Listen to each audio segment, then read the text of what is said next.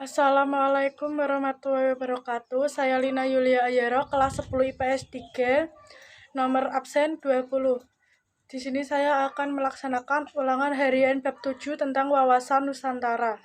Pengertian wawasan Nusantara, artinya cara pandang bangsa Indonesia terhadap diri dan lingkungannya. Tujuan wawasan Nusantara: 1. Mewujudkan tujuan nasional. 2. Mewujudkan kesatuan dalam segenap aspek kehidupan baik alamiah maupun sosial. Tujuan nasional: 1. Melindungi segenap bangsa Indonesia dan seluruh tumpah darah Indonesia. 2.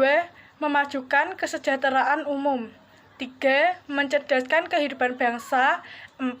Melaksanakan ketertiban dunia berdasarkan kemerdekaan, perdamaian abadi, dan keadilan sosial. Fungsi wawasan Nusantara: 1. Sebagai konsep ketahanan nasional, artinya sebagai konsep dalam pembangunan nasional, pertahanan, keamanan, dan kewilayahan. 2. Sebagai wawasan pembangunan, artinya wawasan Nusantara mencakup kesatuan politik, ekonomi, sosial, budaya, serta pertahanan keamanan.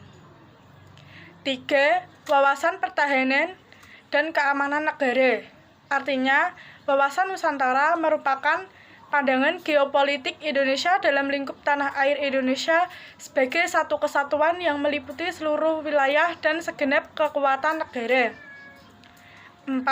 Sebagai wawasan kewilayahan, artinya wawasan Nusantara berfungsi sebagai batas negara agar tidak terjadi sengketa dengan negara tetangga.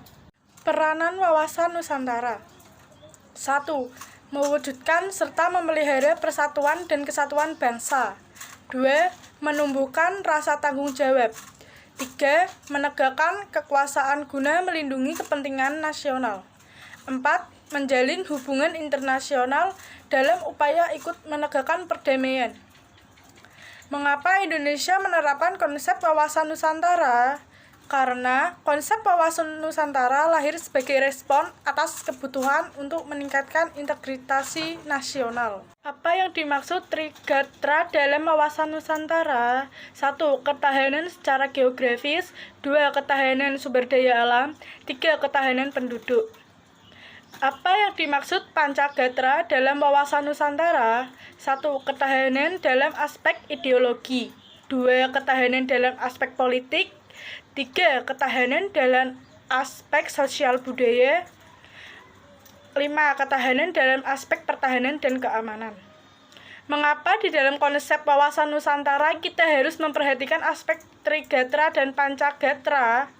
Karena ketahanan nasional Indonesia akan kuat dan kokoh bila dilakukan upaya pembinaan serta pengembangan terhadap setiap aspek atau gatra secara terencana, terpadu, dan berkesinambungan. Apa yang dimaksud dengan perwujudan wawasan Nusantara? Yaitu sebagai konsep untuk mempertahankan dan melestarikan bangsa dan negara serta wawasan Nusantara harus diwujudkan dalam kehidupan nyata bangsa Indonesia.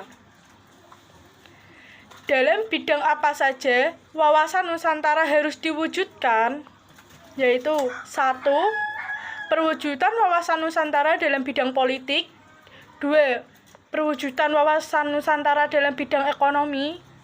3. Perwujudan wawasan Nusantara dalam bidang sosial budaya. 4. Perwujudan wawasan Nusantara dalam bidang pertahanan dan keamanan. Apa penyebab pudarnya pemahaman atau penghayatan wawasan Nusantara?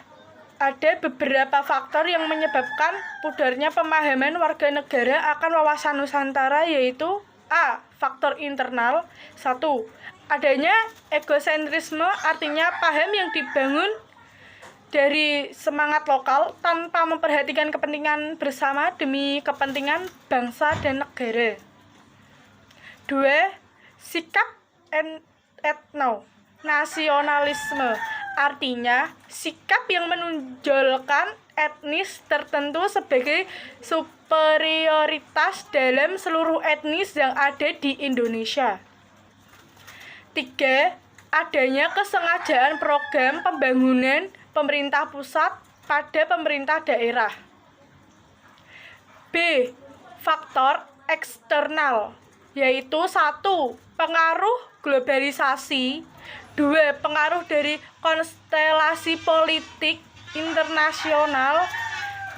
Negara superpower berusaha mencari pengaruh dari negara berkembang untuk melaksanakan ideologi komunis atau liberal. Sekian dari saya, terima kasih. Wassalamualaikum warahmatullahi wabarakatuh.